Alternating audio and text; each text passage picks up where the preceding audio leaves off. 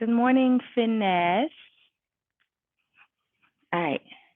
Um, let's start a little bit lower.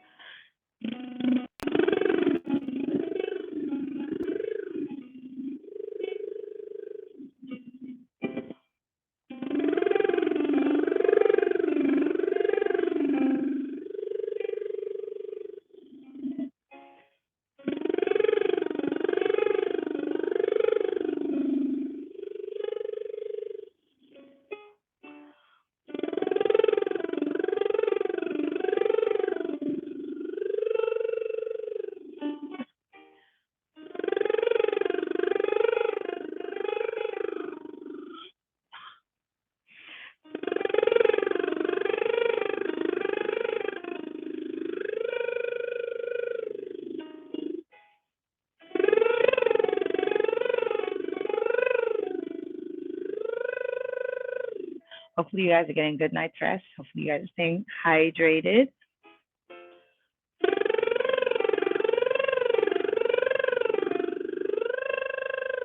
The good thing about the cold weather in Georgia is that when it's cold, there's no bees, which means they're not putting pollen out. So now that it got slightly warm yesterday, I saw the bees out and I was like, no.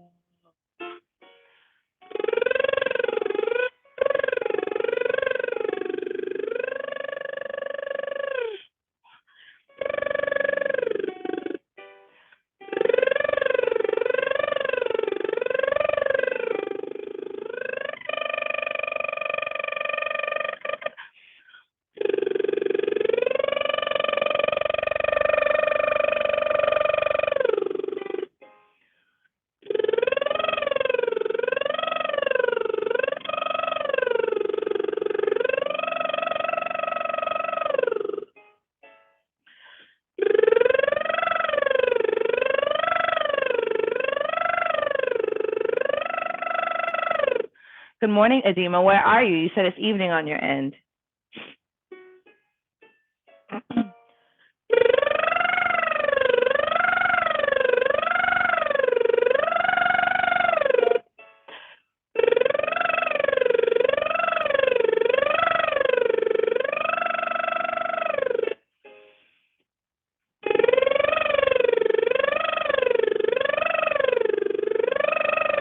You guys check in. Where are you? Good morning, good afternoon, good evening, wherever you are. Thanks for tuning in.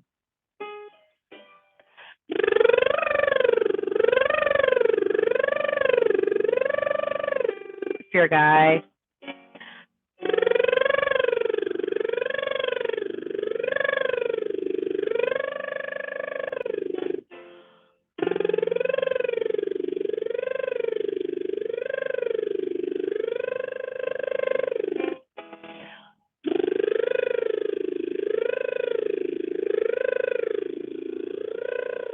I have a question. How important is it to you to learn formal music? And when I say formal music, I mean written music.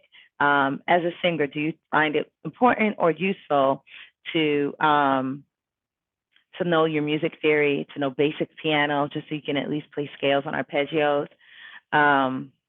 Yeah, tell me what your thoughts are on that, and if you would be open or excited to learn something like that.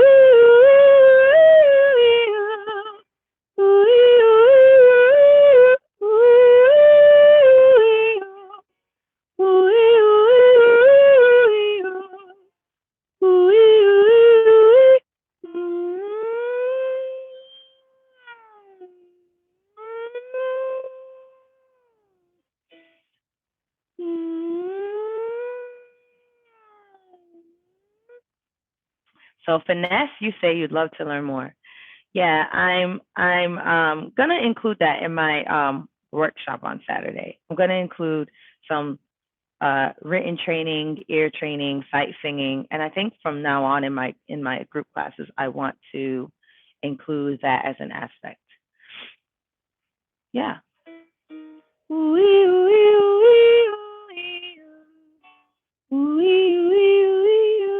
So have your pens and papers ready.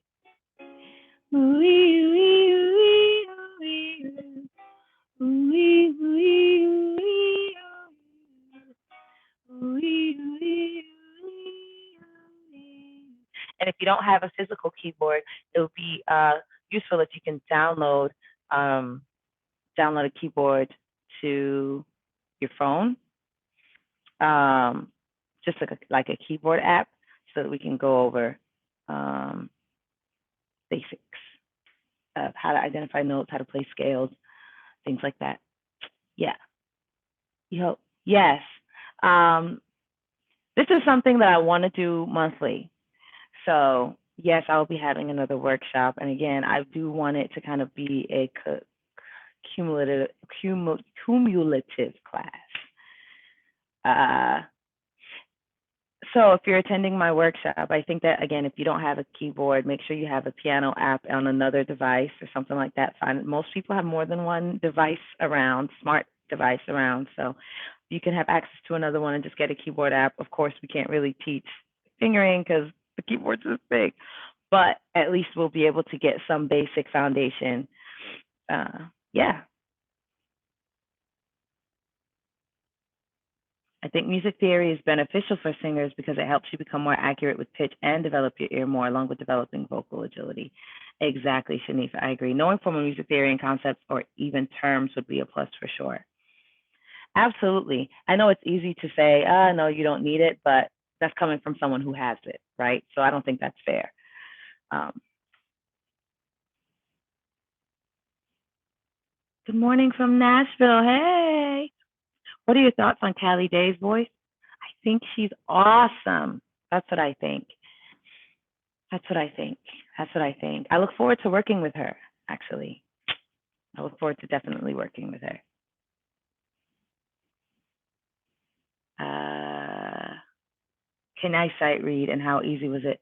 I can definitely sight read. I've been sight reading since I was in ninth grade. That's when I started formal music training because I was in chorus, and that was a big part of our class was theory and sight singing. Um, so yeah, I've been sight singing since I was in high school, and of course, I did. I wish I could say it was 4 years of college. It was more like 7, 8 years. So yeah, I've been sight singing for a long time and sight reading. Mm-hmm. Hi, Patsy from London. How are you, love? That was very Mancunian. How are you, love?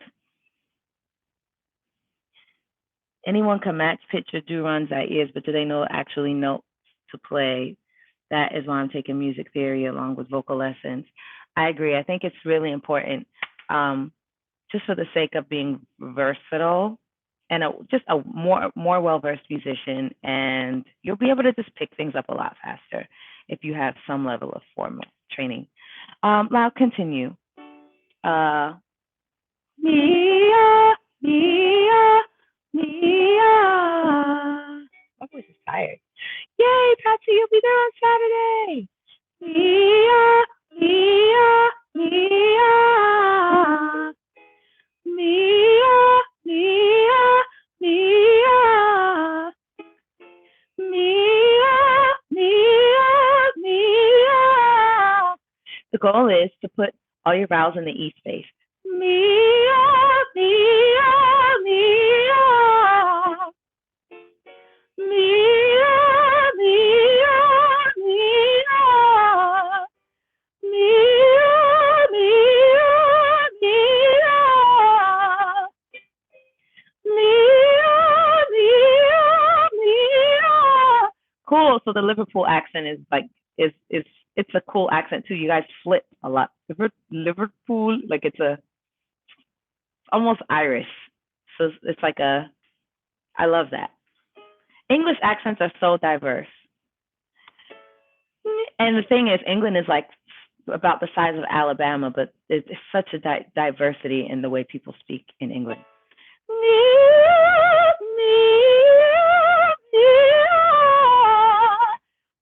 Buenos días from Buenos Aires. Saludos, saludos. What should I do while I'm hoarse and raspy? Relax. Don't sing. That's what you should do. Honestly, that's what you should do.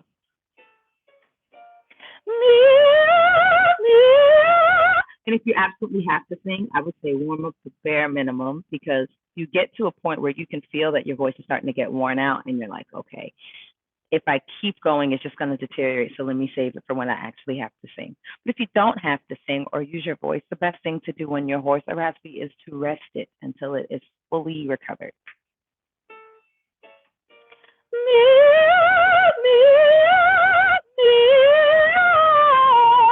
I'm really focused on this piece. Notice my jaw isn't going.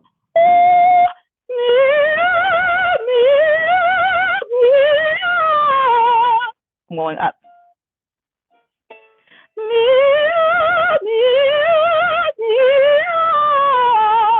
The ease and agility and resonance that I want is up here. So actually makes it sound more labored, darker, heavier, and less resonant. It's up there.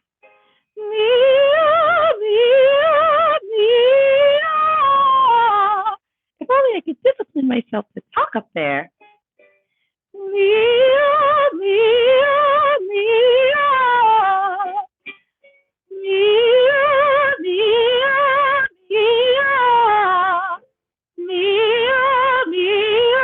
Hi, Mayad. I look forward to meeting you on Saturday.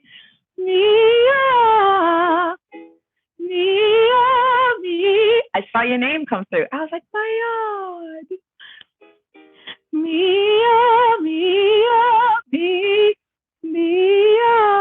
Guys, any interaction you have on the internet is actually me. So I don't have an assistant.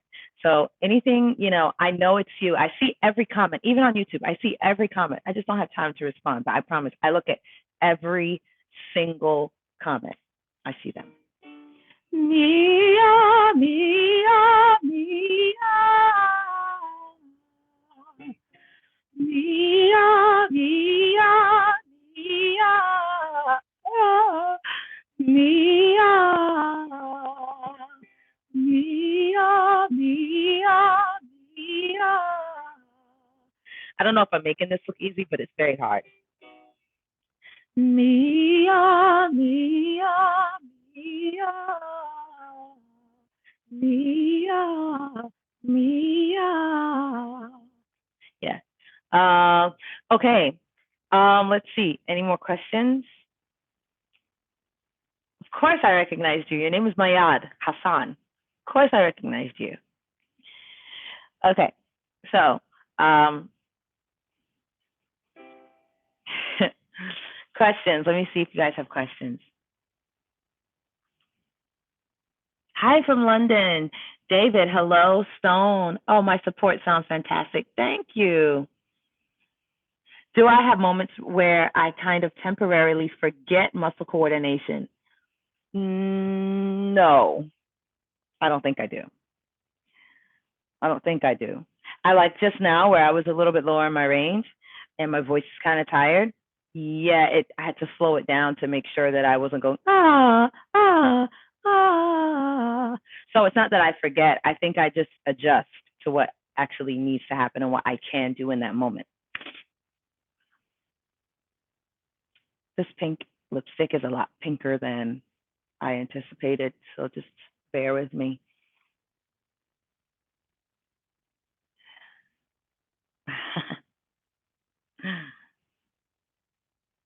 I can match pitch and do runs by ear, but knowing the note is a different story. Oh, you asked me how easy it was to master it.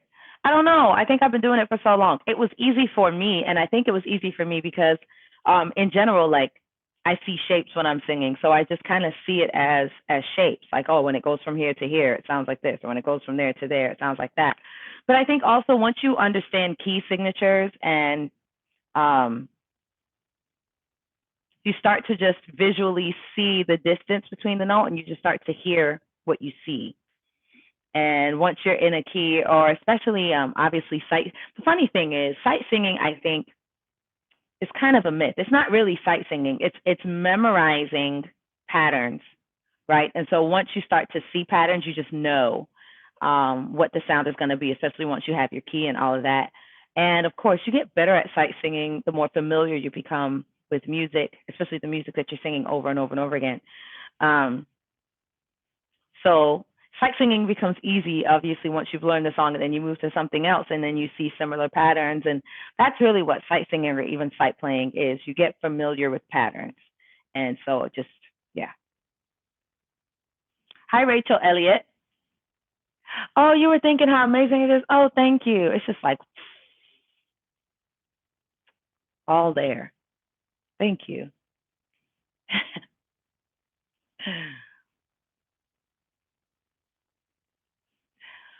What are some tips to take care of your vocal cords or throat? What are some tips? There's some tips. Let's just say this. I'm a holistic person, so there's tips to take care of your body, right?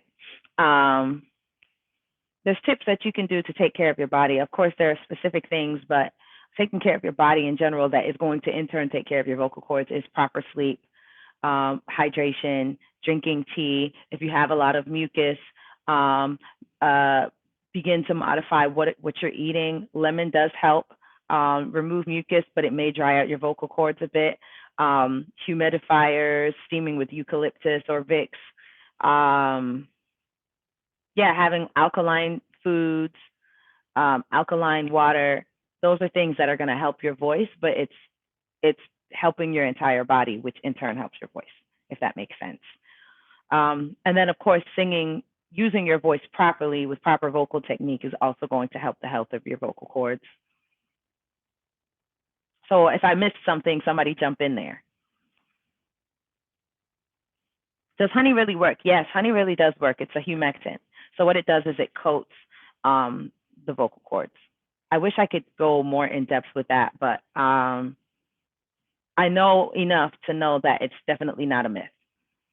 Again, some people, can be a little bit more specific on here with why it's not a myth. I just know it's a humectant, which means it's soothing and it coats your vocal cords. So don't ask me how it coats the vocal cords because I don't know that much anatomy, but I know that it does. Okay.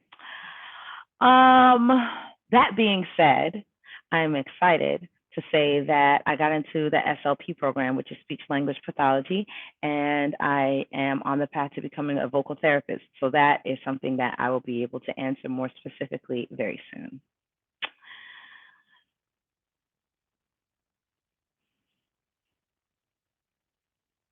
And I told myself I was going to keep that to myself, but I'm so excited.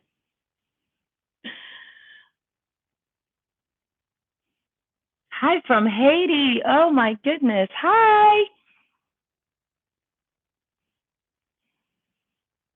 What tip would you give someone who tends to sing in their throat? Thank you, Patsy. Um, what advice would I give to someone who tends to sing in their throat? I would say, um, so you kind of have to learn to do things. Thank you, guys. You have to learn how to do things, which is the opposite of what um, you tend to do. So singing in your throat means that you tend to sing with a lot of your throat musculature. You're tensing up a lot, which means you're tensing up your neck, you're tensing up your shoulders, at the back of your neck, and your throat. So what can you do that's the opposite of that? Movement. So when you watch me do my vocalises, you'll see that I'm always trying to just move my throat because I can easily become tense as well. And anyone can if they're just warming up and you realize your voice is like, where are you? Where are you? Oh, do you see how one hand's painted and one's but either way, you'd be like, where are you? Where are you? where's my voice? And you start to push. So that's why we, and as you get to the high note, people that sing throaty tend to pull their chin up. So go opposite of that.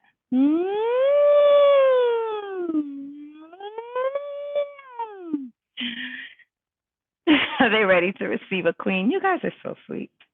Thank you. I'm very excited. And I've been doing a lot of reading beforehand because it's been a long time since I've been in school and done any like real academic reading. So it's like, let me prepare my brain for what's about to be thrown at me. But I'm so excited about being a vocal therapist. I'm so excited about doing laryngeal massages. Like, you just don't know. Like, I remember being in undergrad, and I was just like, the day I take vocal pedagogy, like I just looked forward to being an upperclassman so I could take that vocal. I just knew that was the class I was looking forward to. So now the moment I'm looking forward to is learning how to do like throat massages. I'm just looking forward to that. Like, what is that? That's awesome. So yeah. Thank you. Throat coat. I have tried it. Oh, thank you, Patsy. They said I have a lot to offer them. I have tried throat coat. I personally hate licorice, but apparently licorice has amazing benefits on the voice. I am drinking a tea now that's like a Breathe Right, and it has some licorice in it. I mean, I think it's fine. I guess it's harder for me to tell because I'm a tea drinker, period. Like, I can easily drink 2 to 3. I'm English, so drinking tea, it's 2 to 3 times a day for me, easy. So it's hard for me, I guess, to distinguish how much better my throat feels. And I'm a water drinker. I don't drink juice ever. I don't drink my calories, period. So and I don't do it because I realized I would get full before I could even eat my food, and then I'd be hungry 45 minutes later. So in order to not do that, I just decided I would just be a water drinker. So because I always drink water and because I'm always drinking tea, it's very hard for me to just, really figure out if throat coat works better than a ginger tea or pomegranate tea. That's my honest answer.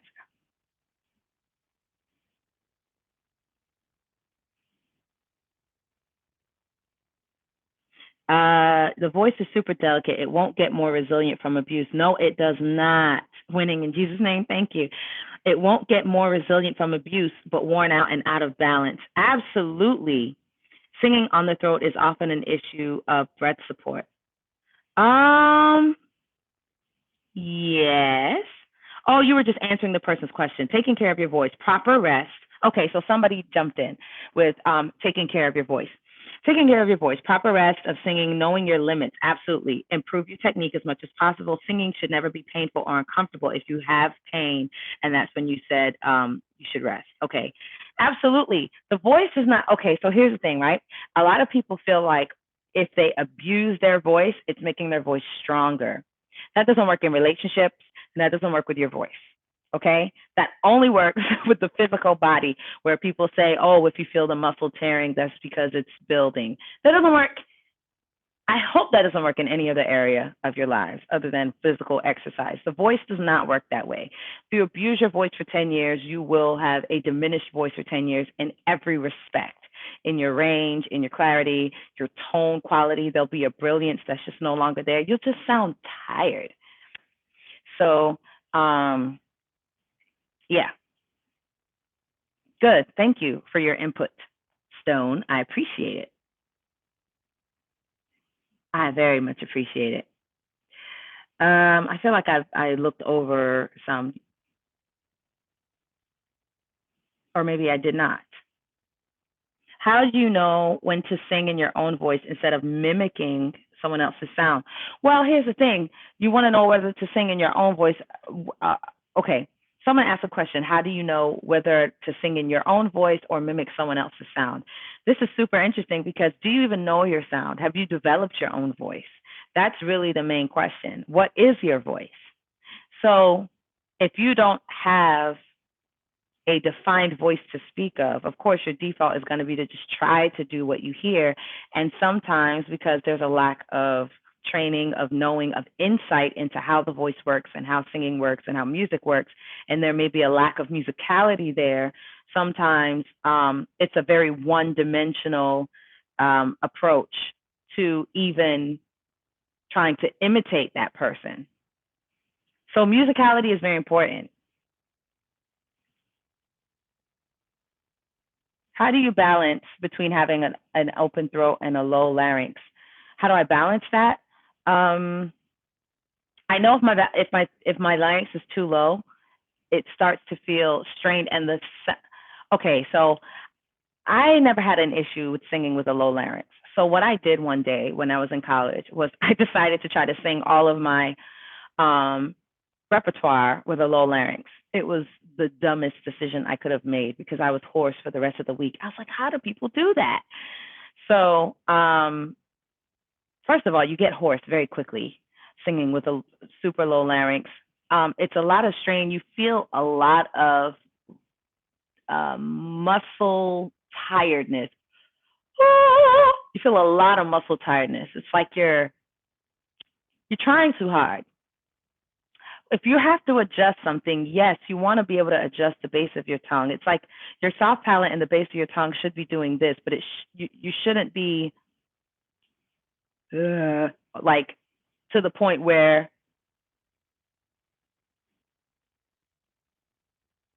I'm trying to think what is to the I don't know, to the point where you just feel tired. When you're singing, your throat should not be feeling tired. If anything, your stomach should be feeling tired because you are supporting so much. So if it feels so labored, and on top of that, it's not going to have the resonance you want, and you're trying to like really push the sound out to be really loud, and you're not really getting the loud results you want, and you get tired quickly, then you're probably that alone should make you regulate yourself and figure out what works better. Isn't she what? What did I do? I hope you're talking about me. How do you know when not to sing a song the same way? Okay, I answered that question. Thank you. I try to do her warm-ups with her when she does them. Hopefully, I will see some progress. Okay, SD, if you have used your voice for 10 years, can you reverse the damage? It depends, I think. I don't know if you can 100% reverse the damage. It depends on your age, I think, your age, your health, and what you did to abuse it, you know? If you smoked crack for 10 years and drank a lot of alcohol, there's probably some irreversible things going on there. But can you detox your body and restore a lot of your voice? It's very possible, absolutely. But there's probably some irreversible damage. Just as far as bad vocal technique, if you sang badly for 10 years, that's probably majority reversible if there were no other. But I mean, it's really a case by case basis. Every human being is different. When you're dealing with human beings, you're dealing with their physical bodies and what they bring to the table as far as their health, their family history of health, their lifestyle. So that's really hard to answer specifically. Yes, when you open your mouth, you should be focused on lifting your soft palate and not pushing down. Exactly. When you're ideally, you want to act as if your jaw's not even there. How about that? It's only there to create consonants. I want to find my own voice. I mimic easily, but struggle finding my own. Well, Tanya, I think you can. I think it's very possible. But I think finding your voice is married to developing your voice. One really can't exist without the other. I think I just answered your question, Retta, before I even saw it.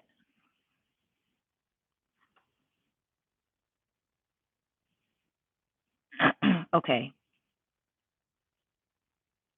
Delisa is the GOAT. Her stuff is magic. Ah, in bel canto singing, it is taught not to lower your larynx unless the method of inhale naturally pulls it down.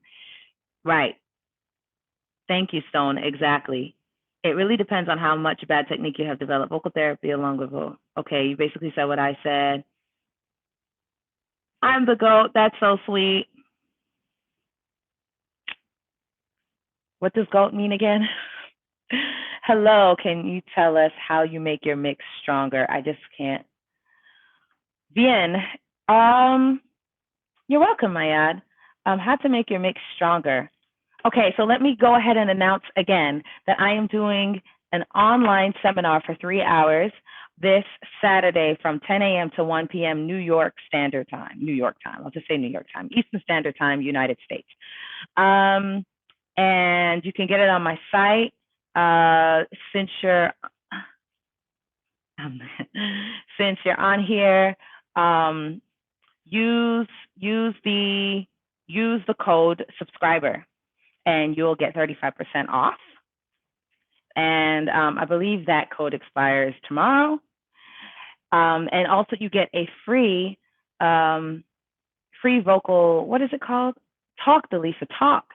You get a free vocal evaluation. So everybody gets a free vocal evaluation, vocal video evaluation. So please go to my site, delisa.com. It's under workshops.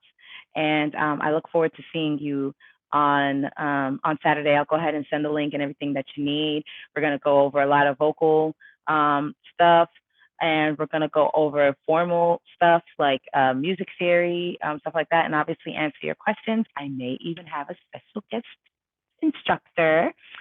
So I look forward to seeing you there.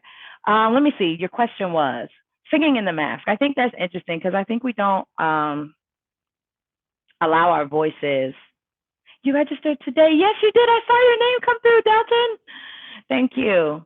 Thank you. So make sure you're sharing this video.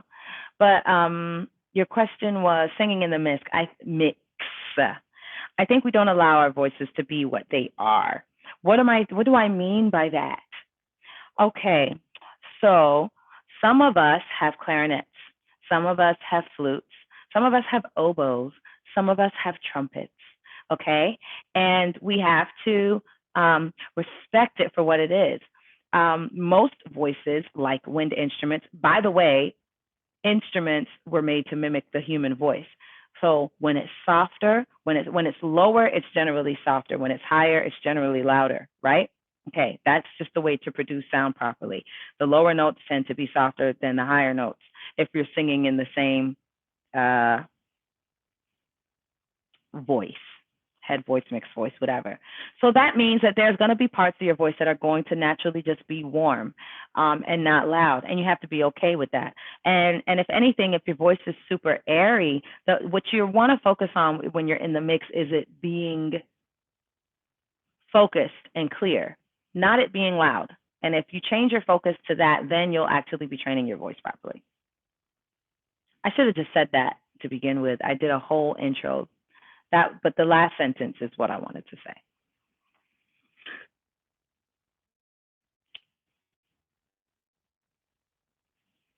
You can become closer to your natural voice by becoming closer to losing your physical sensation. That's a good one, Stone. Thank you. Let me ask you, Stone, are you a vocal coach, or you just read a lot? Are you in Asia? No, you don't have to warm up before the seminar.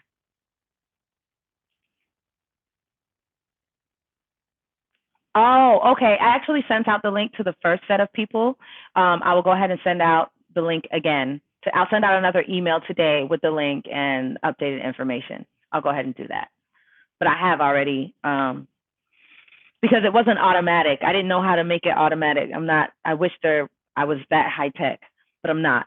So I have to send them out manually. So every few people that sign up, I send out the, yeah.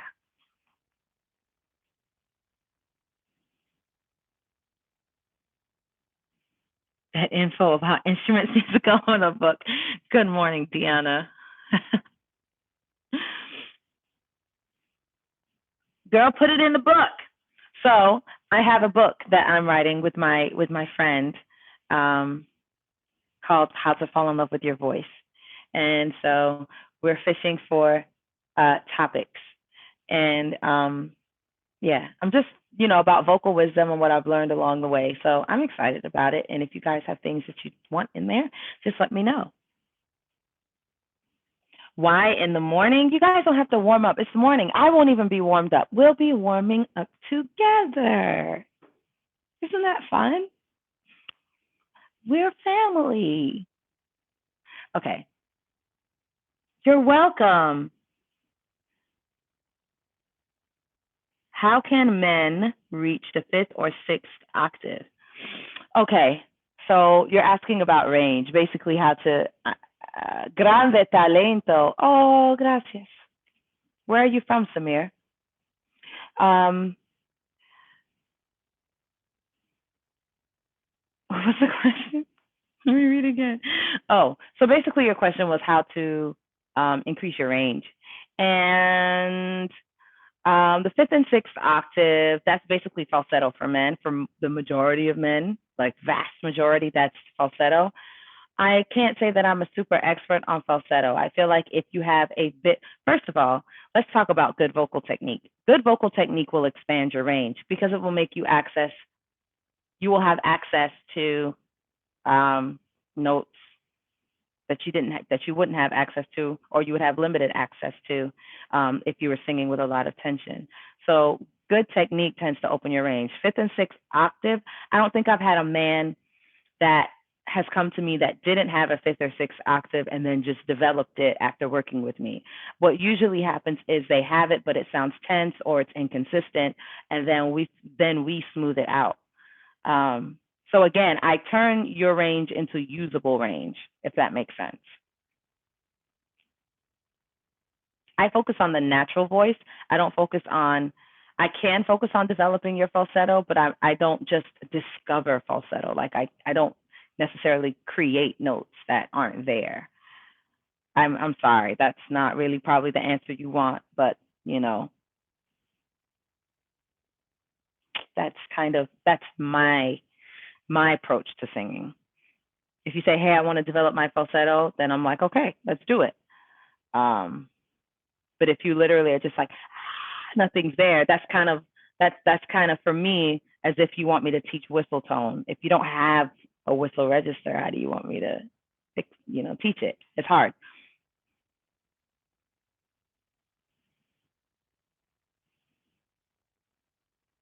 I just read a lot and sing a lot, and I want to teach one day. You have a lot of good vocal wisdom, kind sir. Stone, how do you take silent breaths? You take silent breaths by relaxing your throat when you breathe. So instead of going, you relax your tongue. So that's part of breathing exercise. When you take breathing exercises, you learn to breathe quickly. Oh, I forgot. I'm not even like so.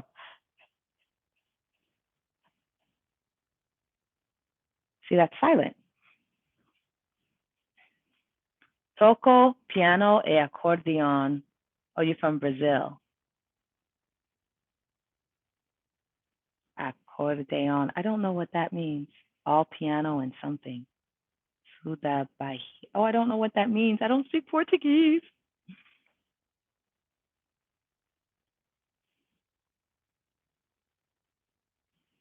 A high tenor can peak up to around. You're great, Delisa.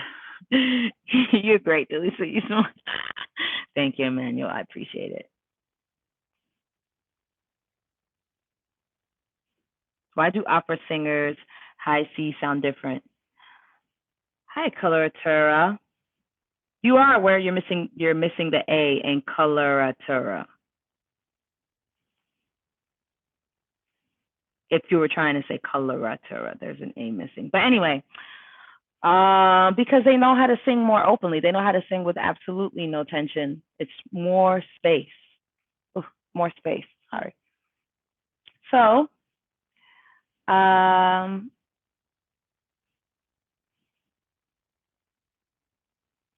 is that it? Is that it? I appreciate your time today.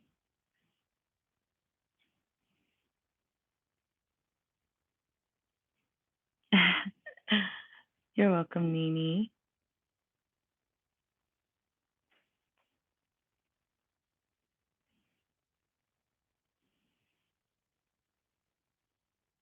Da, da, da, da, da, da, da. When it comes to men, why is falsetto such a big thing? I don't know. To be honest, Maya, I'm with you. I don't know why falsetto is such a big thing. I don't know if like, you know, I think something happened must have been in the 50s and 60s with all of the pop groups where there was always that I only am you. And that kind of persisted throughout the 60s, 70s, 80s, and 90s where these men were singing in falsetto. So it's just like, I guess it just became a thing.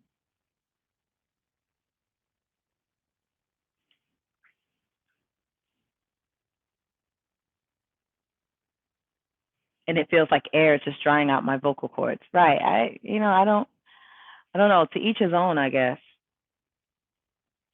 I don't know if falsetto was a thing in the 2010s. We're almost in the 2020s, guys. It's crazy. But yeah, it was definitely a thing for a good 40, 50 years. So, in pop culture. Thank you guys for watching. So, listen, again, go to my site, How to Train Your Ear to Hit a C Perfectly. How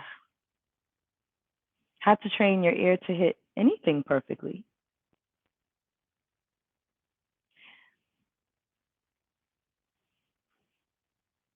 Yes, Ralph Tresvant does falsetto. I think. Well, you know what? Let me take that back. I would have to listen to him. I don't know if he's doing falsetto. No, I'm talking about guys that sing higher than that.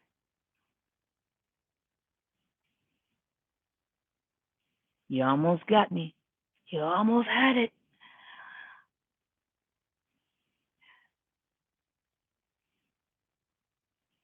I had a vocal nodule removed. I was very hoarse and raspy. Now this new voice, I don't know what to do with. It doesn't feel real. Oh wow. Oh, it's still happening then. The falsetto trend continues. Maxwell, absolutely. Maxwell is who I had in mind. I don't know why I sang I only have eyes. But yes. So, guys, listen. Do you teach ear training? Yes, I do. I'm getting more into it.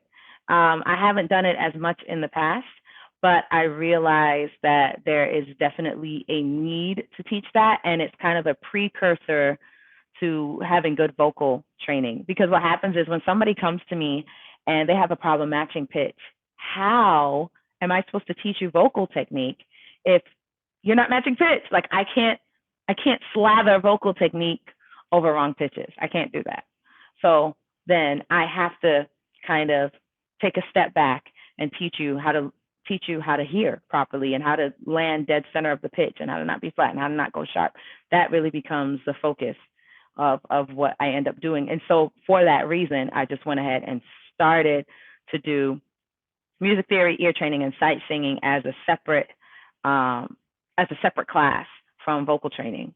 Because to me, vocal training is there's some certain foundations that should already be there. And yes, and you're in the beginning.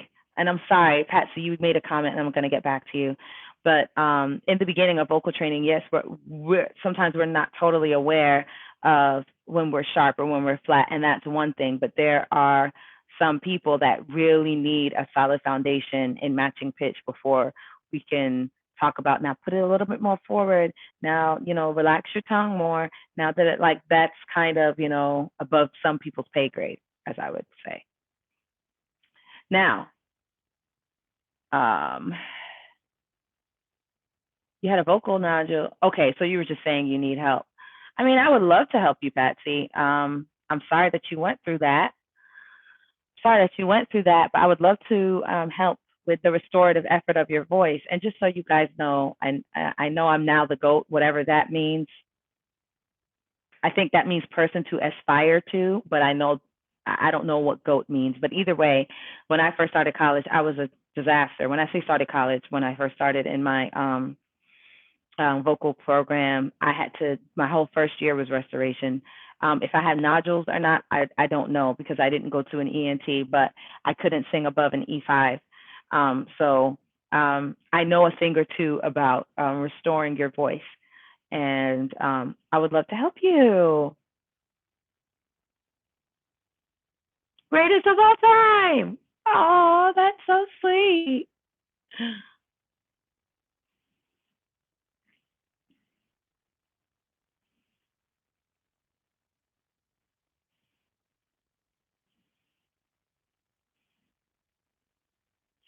Yes, you can hear leggero tenors go up this high, although the leggero tenor, when he lightens the voice through the passaggio, is often. Yeah, I believe that there are tenors that can sing full voice and they're not in falsetto up to a five. Voices that come to mind are like Tone. I don't think he's in falsetto. I think if you guys hear Tone, he's like a virtuoso vocalist. Um, so there are definitely men that can sing in the fifth and sixth octave very, very fully.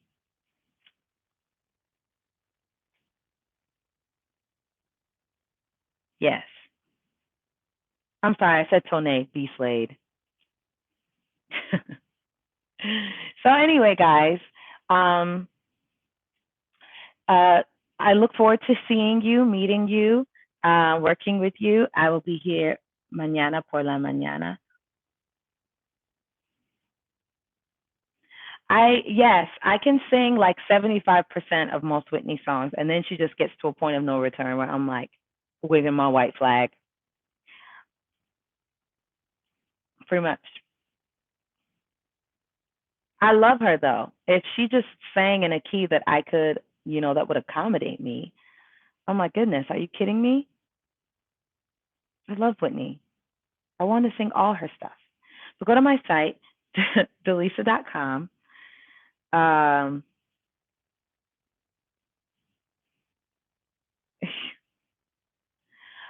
go to my site, delisa.com. You can, like I said, sign up for lessons, sign up for and like I said, I'm going to announce it again because I'm not sure if everyone was here when I said it before. Yes, I would cover a Whitney song in my key, but the way that my keys are set up, I mean, that's easily four to five keys down. So it would just probably have to be personally handmade for me. Like I would need somebody that just loves me enough to remake a Whitney song. Thank you. I appreciate that. Um, so again, use the code subscriber to get 35% off. Um, and I will see you